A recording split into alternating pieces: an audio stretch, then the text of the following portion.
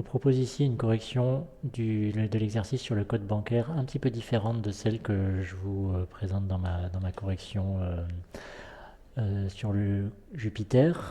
Alors, le but c'est d'écrire un programme qui demande le code à l'utilisateur, un code bancaire, et il peut recommencer 3 fois tant que le code n'est pas correct, et sinon sa carte est bloquée.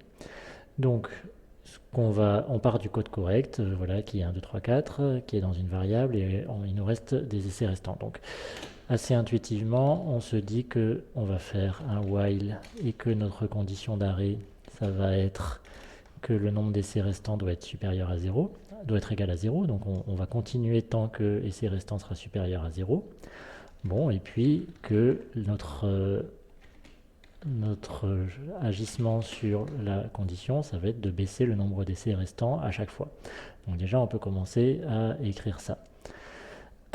Ensuite, là, on va demander son code à l'utilisateur. Voilà, donc là, on aura un code.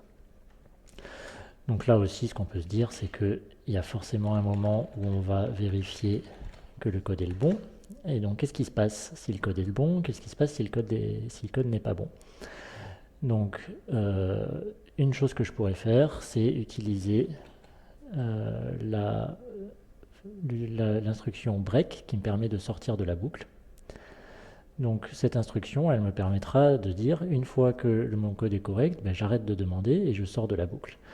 Donc, très bien. On va déjà voir comment se passe ce bout de programme et on verra si on doit l'améliorer. Donc là, si j'entre le code correct dès le début, le programme se termine, tout simplement parce que je suis allé dans le break ici dès la première fois. J'ai demandé le code à l'utilisateur. Là, le code était le correct et donc break et j'ai terminé. Très bien. Maintenant, voyons ce qui se passe si je ne fais pas un code correct. Donc, mettons, voilà. On me redemande, donc on n'est pas entré dans le break ici. On a fait essai restant moins 1 ici. Comme essai restant était égal à 2, on revient là. Entrez votre code. On recommence. On met des codes faux 3 fois. Voilà. Et ensuite, on est sorti. Donc, j'ai mis 3 fois un code faux. Et je suis sorti de la boucle, cette fois non pas parce que je suis entré dans le break, parce que je ne suis jamais allé dans ce code if. Par contre, essai restant finit par être égal à 0, donc il n'est pas supérieur à 0, donc je sors de ma boucle. Très bien. Bon, ici, le comportement de la boucle a l'air d'être plutôt correct. Par contre, quand on sort de la boucle, on ne sait pas du tout pourquoi on est sorti de la boucle. On ne sait pas si on en est sorti parce que le code était correct ou bien parce que le code n'était pas correct et qu'on avait fini nos 3 essais. Donc on a forcément besoin de quelque chose pour nous dire si le code était correct ou pas. Donc une possibilité, c'est de dire qu'on a une variable qu'on va appeler OK, qui va être une variable booléenne, et puis au début, OK égale false, parce qu'on n'a pas entré le bon code. Et quand on entre le bon code, c'est-à-dire quand on entre dans le if, cette variable, elle va passer à true.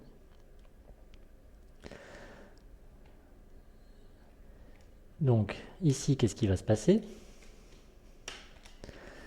si j'imprime OK à la fin et que je reteste? Entrez votre code. Si j'entre directement le bon code, qu'est-ce qui va se passer?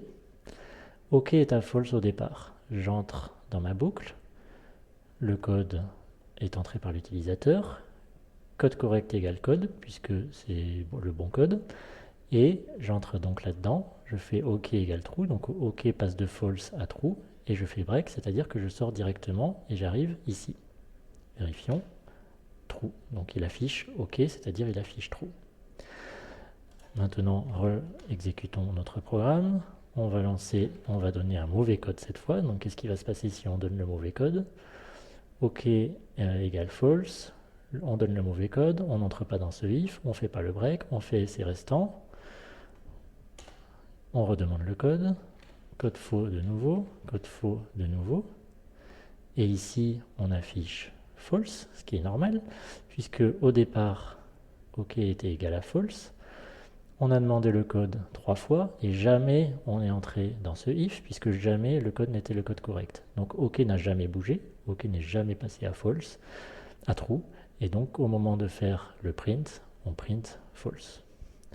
Donc là ça semble très bien. Donc au lieu de faire juste print false, on va dire if ok print code bon, else je mange ta carte. Et voilà, ici je pense qu'on a un code qui fonctionne. Une autre possibilité, c'était au lieu de mettre cette instruction break ici, de ne pas mettre d'instruction break et d'ajouter quelque chose à la condition de sortie de la boucle. Par exemple, tant que essai restant supérieur à 0, and not OK, c'est-à-dire je reste dans ma boucle s'il me reste des essais et si j'ai pas le bon code. Donc là, c'est quelque chose de complètement équivalent. Donc, de nouveau, si je fais, mettons, le mauvais code 2 fois, et puis la troisième fois, je fais le bon code bon. Donc j'ai deux façons de sortir de cette boucle. Soit j'ai plus d'essais restants, soit ma variable OK est à true, parce que je suis rentré dans ce if.